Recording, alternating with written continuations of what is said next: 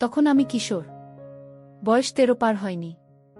তবে ওসব কিছু না বুঝলেও হাতের কাজ ঠিকই বুঝতাম।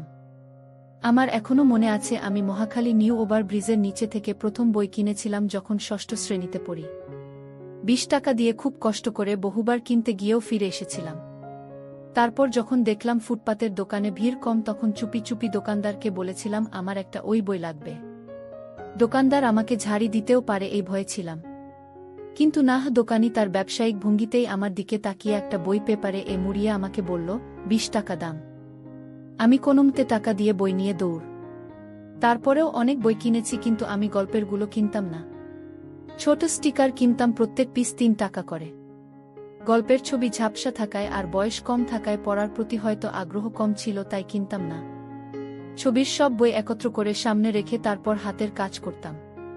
মাঝে মধ্যে ব্যথাও হয়ে যেত।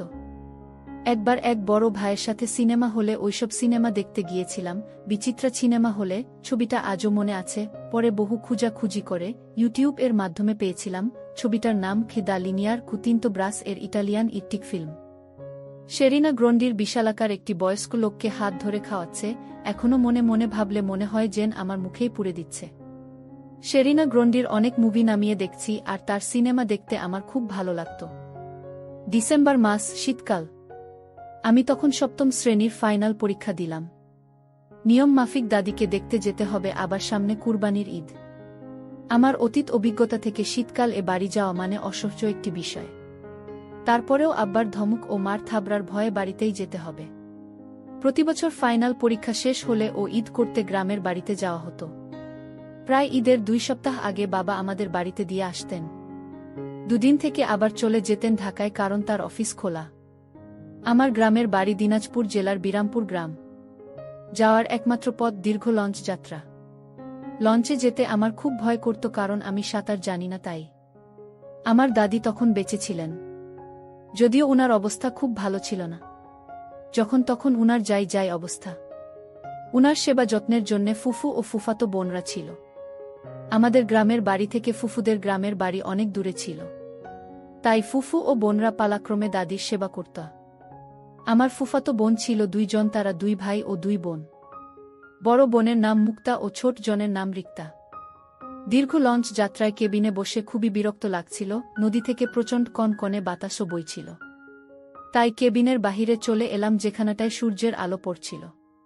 লঞ্চের বাহিরটায় বেশ ভালোই লাগছিল, রোদে একটু শরীরটা গরম করে নিচ্ছি। একটু দূরেই একজন 25-26 বছর বয়সী মহিলা তার ছোট বাচ্চাকে নিয়ে নৌকা দেখাচ্ছে আর কি যেন বলছে, মাঝে মধ্যে পিচ্চিটার গাল ধরে টানে। আমি একটু কাছে যেতেই জিজ্ঞেস করলা, তোমরা যাবা কোনো গ্রামে? আমি বললাম, বিরামপুর গ্রামে। মহিলা বলল, ও তাইলে তো অনেক দূর, আমরা যাব নবাবগঞ্জ, চিনো? আমি বললাম, জি না, আমি চিনি না। মহলা বলল, এই তো পরের স্টেশন, প্রায় আয়সা পড়ছি, 30-40 মিনিট লাগবে। একটু পর আন্টি টাইপ মহিলা নিচু হয়ে আবার বাবুর গাল ধরে টানাটানি করছে। এমন সময় আমি খেয়াল করলাম ওপর দিয়ে দেখা যাচ্ছে। আমার তো চক্ষু যাই অবস্থা। অনেকটা দেখেও না দেখার ভান করছি। এদিক ছোট মিয়াও কেমন যেন হয়ে যাচ্ছে। তখন আমি ছোট ছিলাম বিধায় ভেতরে কিছু পড়া শুরু করিনি। এভাবে প্রায় 5 মিনিট কেটে গেল। একটু পর আন্টি লঞ্চের বাথরুমে গেলেন। আমি যেখানে দাঁড়িয়েছিলাম বাথরুমটা তার সামনেই, লঞ্চের শেষ ভাগে, তেলের ড্রাম এর কাছেই।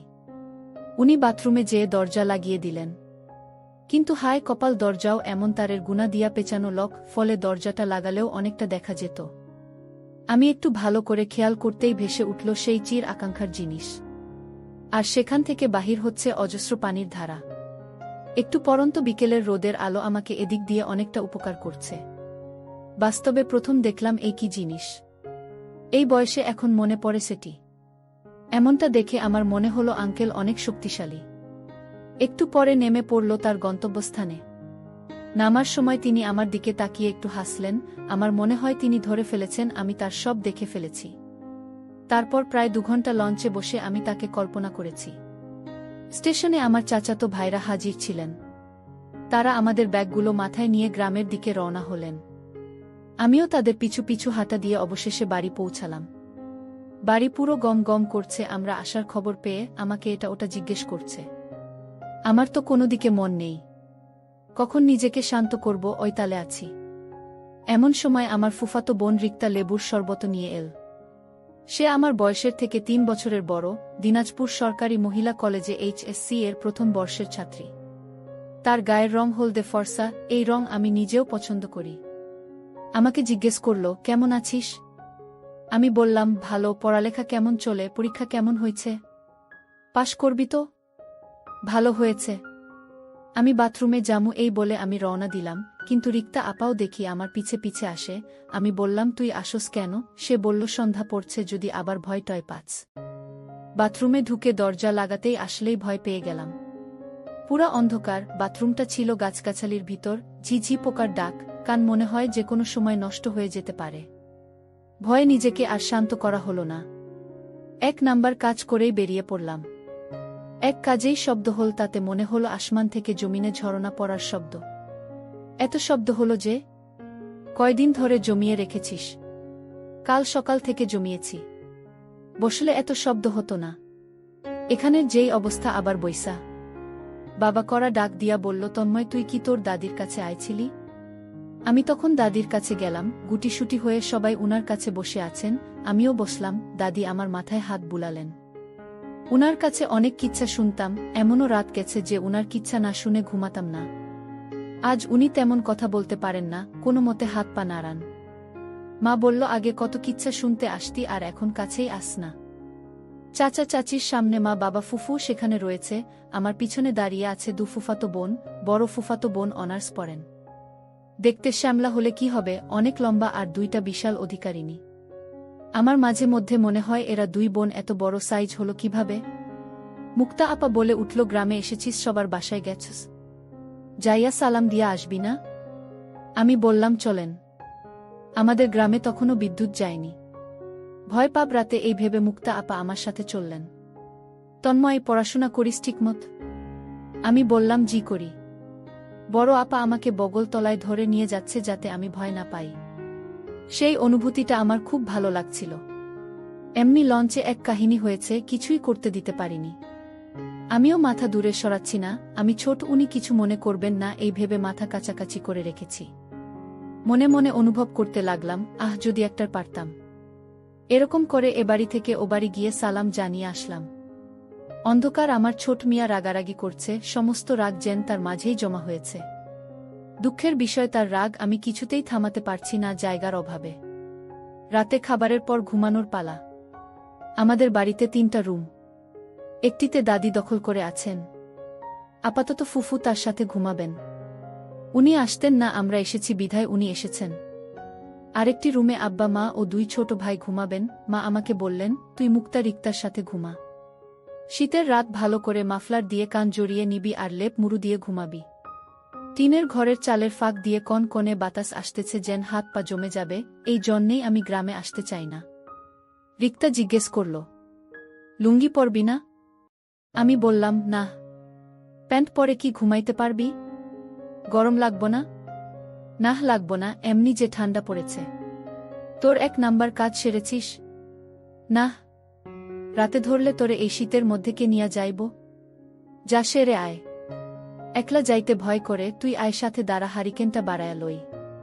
সে আমার হাত ধরে হাতে হারিকেন নিয়া গেল। কিরে, তোরে না বললাম দাঁড়ায়া হিব না? প্যান্ট পরছি, বইতে সমস্যা হয়। একটু হেসে রিক্তা আমার কাছে হারিকেন রেখে প্রায় 5 গজ দূরে গিয়ে রিক্তাও বসে পড়েছে। বাথরুম ঘর দূরে হওয়াতে ঘরের কাছেই ছিলাম। আমি বাঁকা চোখে দেখতে থাকলাম। আজকে আমার কি হয়েছে বুঝতে পারছি না। কপালে কি আজকে এইসব জিনিসই ছিল? মনে মনে ভাবতে লাগলাম, এরকম যদি প্রতিদিন হতো। তারপর সে থেকে উঠে আমাকে বলল, চল, হারিকেনটা হাতে নে। লেপের নিচে আমরা 3 জন। আমি মাঝখানে শুয়ে আছি, আমার দুপাশে মুক্তা রিক্তা। অনেকটা আরাম লাগছে তাদের তাপে। আমি কল্পনা করছি সেই আন্টির কথা। অবন্ধকারে ভয়ে কোনোভাবেই আমার ঘুম আসছে না, একবার এই দিক হয়ে আরেকবার ওই দিক। একটু পর মাথায় একটা দুষ্টু বুদ্ধি এলো, আমার দুপাশেই শুয়ে আছে 2 জন। এরা তো ঘুমিয়ে পড়েছে। আস্তে আস্তে ধরলে টের পাবে না। কিন্তু ধরব কাকে? মুক্তা আপাকে ধরলে মায়ের খাওয়া লাগতে পারে। আর রিক্তাকে তো আমি তুই তুই করে ডাকি, সুতরাং ওকে ধরা ভালো। মনে মনে বেশ ভয়ও হচ্ছিল, যদি টের পায় তাহলে কি হবে। তবুও মনে সাহস নিয়ে ধরলাম। প্রথমে ভেবেছিলাম রিক্তা ঘুমে, কিন্তু একটু পর বুঝতে পারলাম আসলে সে ঘুমে ছিল না, ঘুমের ভান করেছিল। রিক্তার সম্মতি পেয়ে আমারও অনেক আনন্দ হয়েছিল, কিন্তু অনেক ভয় হচ্ছিল মুক্তা আপা যদি বুঝতে পারে তাহলে আমাদের সমস্যা হবে। মুক্তা আপা মাকে সবকিছু বলেও দিতে পারে। আসলে সুখের মুহূর্ত বেশিক্ষণ থাকে না, একসময় কখন ঘুমিয়ে পড়েছি টের পাইনি। চোখ মেলে দেখি সকাল হয়ে গেছে। প্রচণ্ড শীতে ঘুম থেকে উঠতে ইচ্ছে করছে না। এদিকে রাতে অনেক পরিশ্রম করেছি, কিভাবে রিক্তার দিকে তাকাব ওই লজ্জাতেই মরে যাচ্ছি।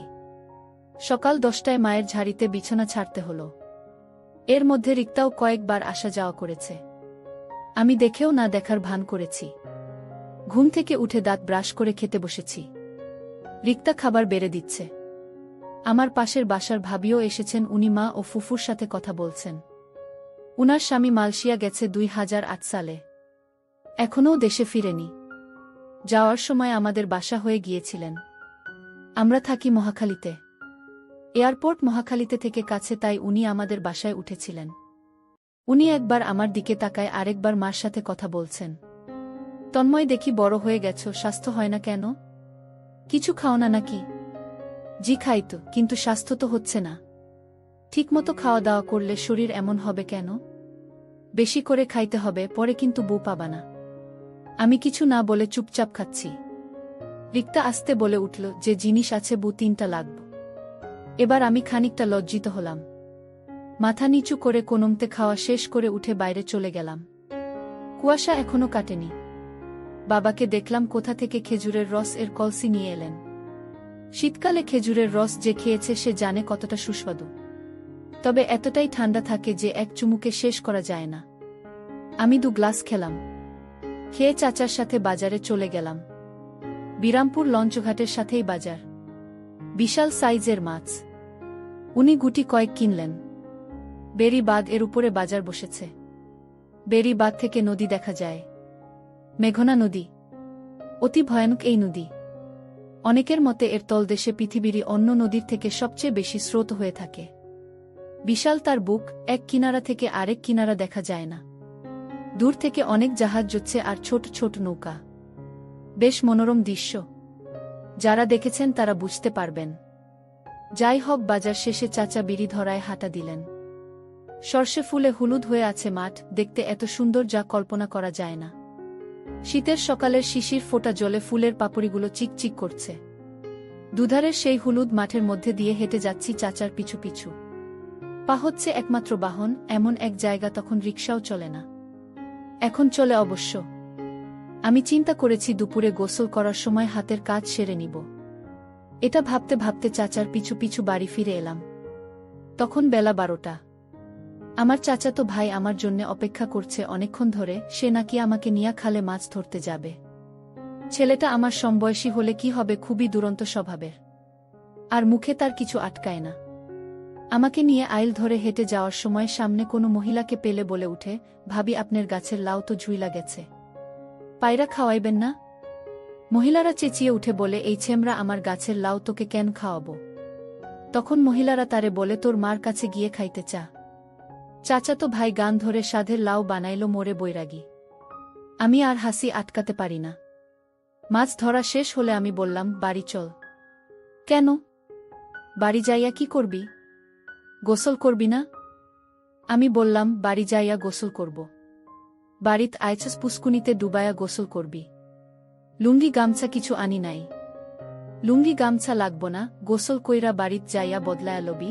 তুই তো সাঁতার জানস না, এইবার তোরে সাঁতার শিখামু কলা গাছ দিয়া। তারপর চাচাতো ভাই এর সাথে করে পুষ্কুনিতে গেলাম গোসল করতে।